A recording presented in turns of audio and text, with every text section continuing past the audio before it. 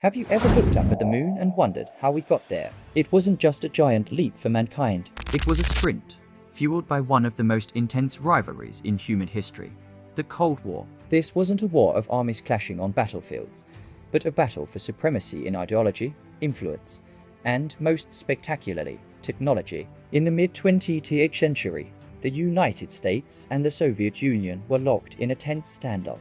Each side was desperate to prove its system was superior, and the ultimate high ground wasn't a hill or a fortress, it was space. The starting pistol for this race was fired on October 4, 1957. The Soviet Union shocked the world by launching Sputnik 1, the first artificial satellite. It was just a small beeping metal sphere, but its signal echoed across the globe as a declaration of Soviet technological prowess. The American public was stunned. This Sputnik crisis created a wave of fear and urgency. Suddenly, the space race was on, and America was behind. President Eisenhower responded by creating NASA in 1958, the National Aeronautics and Space Administration. Its mission was clear: catch up, and then pull ahead. The Soviets kept scoring early victories. In 1961, Yuri Gagarin became the first human in space, another monumental achievement for the USSR. America needed a goal so audacious, so bold, that it would leave no doubt about who was leading the way. So, on May 25, 1961, President John F. Kennedy stood before Congress and threw down the gauntlet. He declared that America would commit itself to landing a man on the moon and returning him safely to the Earth before the end of the decade. This wasn't just a challenge, it was a promise that seemed almost impossible.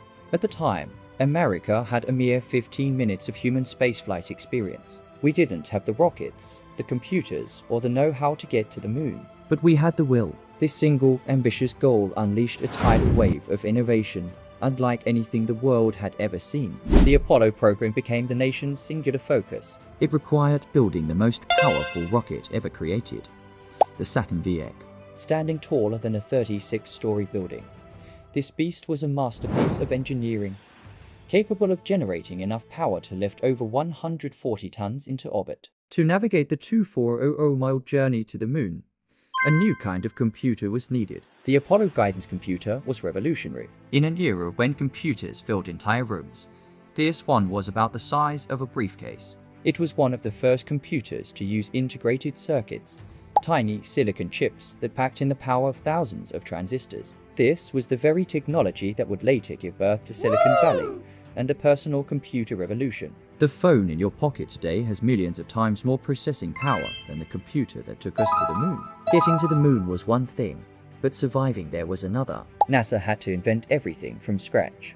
They needed materials that could withstand the extreme temperatures of space, from blistering heat to bone-chilling cold. This led to the creation of new alloys and insulation materials. One of these, a reflective material originally designed for spacecraft, is now used in emergency bag kits for marathon runners and hikers. Even the small things mattered. How do astronauts write in zero gravity? A regular pen won't work.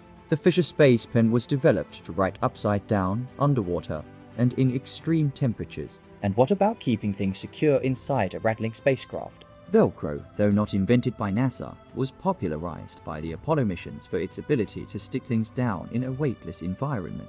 It's a perfect example of how space-age solutions found their way into our homes. The culmination of all this effort, all this ingenuity, came on July 16, 1969. The world held its breath as Apollo 11 sat on the launch pad at Kennedy Space Center. Inside the command module were three men: Neil Armstrong, Buzz Aldrin, and Michael Collins. Imagine the tension. 10, 9, 8, ignition sequence start. 6, 5. The ground rumbled as the 5 massive F1 engines of the Saturn V ignited. 4, 3, 2, 1. Liftoff. The rocket cleared the tower, a brilliant testament to human ambition, carrying 3 explorers toward another world. 4 days later, on July 20th, the lunar module, nicknamed the Eagle, separated from the command module and began its descent. Armstrong and Aldrin were at the controls, but it wasn't a smooth ride. Alarms started blaring, the computer was overloaded. Down in mission control, a 26-year-old flight controller named Steve Bales had to make a split-second decision. Bored of his gun, He trusted the system and gave the green light. Go for landing. Then another problem. They were overshooting their landing zone and heading for a crater filled with boulders. Armstrong took manual control, skillfully piloting the Eagle over the dangerous terrain, searching for a safe spot. Fuel was running critically low. With just seconds of fuel remaining, Armstrong set the craft down gently on the lunar surface. His voice crackled through the speakers back on Earth. Houston, Tranquility Base here. The Eagle has landed. A wave of relief and jubilation swept through mission control and around the world. A few hours later, Neil Armstrong descended the ladder and placed the first human foot on another celestial body.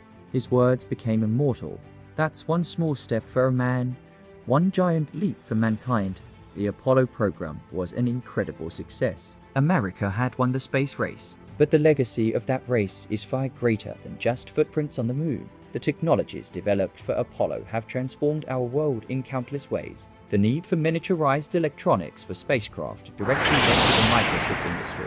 The software developed to track Apollo missions laid the groundwork for modern software engineering. We wouldn't have GPS, accurate weather forecasting, or even memory foam mattresses without the push for space exploration. NASA's research into food preservation for astronauts gave us freeze-dried food. Even the cordless tools in your garage have their roots in a drill designed for collecting moon rocks.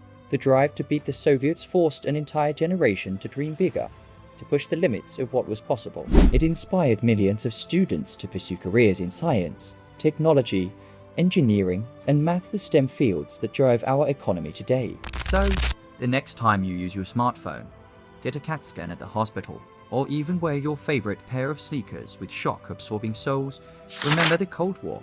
Remember that intense, high-stakes rivalry that, in its quest for dominance, inadvertently gave us a better future right here on Earth. The space race wasn't just about planting a flag on the moon. It was about planting the seeds for the modern world. Thanks so much for watching. If you found this journey through space and time as fascinating as I did, make sure to hit that like button and subscribe for more deep dives into history and technology. See you in the next one.